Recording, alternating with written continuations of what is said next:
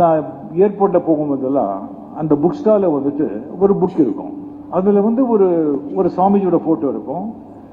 Autobiography யோகின்னு சொல்லி book வாங்க மாட்டேன். பட் அது கண்ணு மட்டும் அது என்ன பார்க்குற மாதிரி இருக்கும். இது பொண்ணா ஆனா அப்படின்னு சொல்லி அதுக்கப்புறம் ஒரு வாட்டி இந்த புக்கை நான் வாங்கிட்டேன். சரி, வாங்கி வச்சு பார்த்தேன். அது வந்து ரொம்ப கஷ்டமாக இருந்தது புரியறதுக்கு.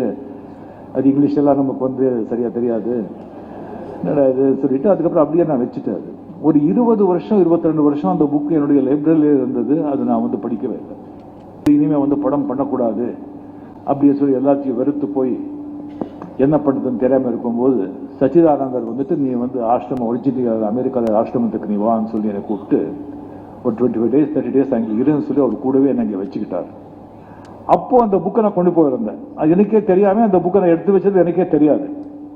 அங்கே பார்த்தா அந்த புக்கு இருக்கு, வேறு வேலை கிடையாது, ரொம்ப குளிர் வேலை.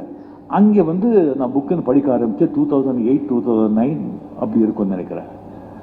அண்ட் மகாவதார பாபாஜியோட அந்த சாப்டர்ஸ் ஒரு 45-50 pages வரும்போது நான் ஒரு மெஸ்மரைஸ் ஆயிடுச்சு. எனக்கு அது என்னமோ எனக்குள்ளேயே என்னமோ ஆயிடுச்சு. கம்ப்ளீட் அந்த புக்கு ரொம்ப எனக்கு பாதிப்பு ஏற்பட்டுச்சு. அந்த புக்கு பெங்களூர்ல என்னுடைய அப்பார்ட்மெண்ட்ல இருக்கும்போது ஸோ காலையில் வந்துட்டு இந்த மகாவதார அந்த புக்கை எடுத்துக்கிட்டு மறுபடியும் தான் படிச்சுட்டு இருக்கேன். 2 வாட்டி படிக்கிறேன், 3 வாட்டி படிக்கிறேன். ஆட்டோபயோகிராஃபி யோகி புக்கு. அதில் ஒரு காலையில் வந்து ஒரு 9:30 9:45 அந்த மகாவதார பாபாஜி ஃபோட்டோ இருக்கும். அந்த ஃபோட்டோ வந்து வரும்போது பார்த்தா அந்த ஃபோட்டோலேருந்து ஒரு லைட் ஸ்பார்க் என்னை நோக்கி வர்ற மாதிரி எனக்கு ஒரு ஃபீலிங். நாட் விஷுவலி, எனக்குள்ள ஒரு உணர்வு. அந்த லைட் எனக்கிட்ட வர்ற மாதிரி அந்த பாபாஜி ஃபோட்டோவில் இருந்து வந்துட்டு உள்ளுக்குள்ளே மனசு சொல்றது படுத்துக்கோ, லே டவுன் அப்படின்னு சொல்லி ஒரு உள்ளுக்குள்ளே மனசு சொல்றது.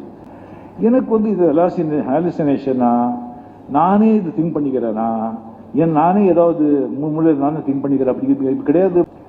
மறுபடியும் போய் பார்த்தா மறுபடியும் அந்த லைட் ஸ்பாட் என்னால் ரெசிஸ்ட் பண்ண முடியல. ஒரு 1 hour 1.5 hour அப்புறம் என்னால் ரெசிஸ்டே பண்ண முடியல. அங்கேயே கட்டில் இருந்து படுத்துட்டேன். விரிச்சு வச்சுக்கணும், உடம்புல டச் ஆகக்கூடாது அப்படின்னு சொல்லிட்டு ஒரு உள்ளுக்குள்ள மனசு சொல்ற மாதிரியே அப்படியே கைது அப்படியே படுத்திருக்கும் போது ஒரு 35-40 seconds இருக்கும். அந்த ஸ்பார்க், லைட் ஸ்பார்க் வந்து என் உடம்புல போகிற மாதிரி எனக்கு ஃபீல். போயிட்டு உடம்பெல்லாம் வேர்த்து போச்சு. எந்திரிச்சிட்டு ஓடி போய் அந்த புத்தகத்தை எடுத்து அந்த ஃபோட்டோ பார்த்து அந்த ஃபோட்டோல அந்த லைட் ஸ்பார்க் கிடையாது.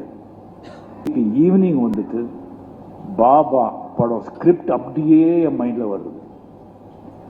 அப்படியே யாரோ சொல்ற மாதிரி completely scene by scene title Baba title.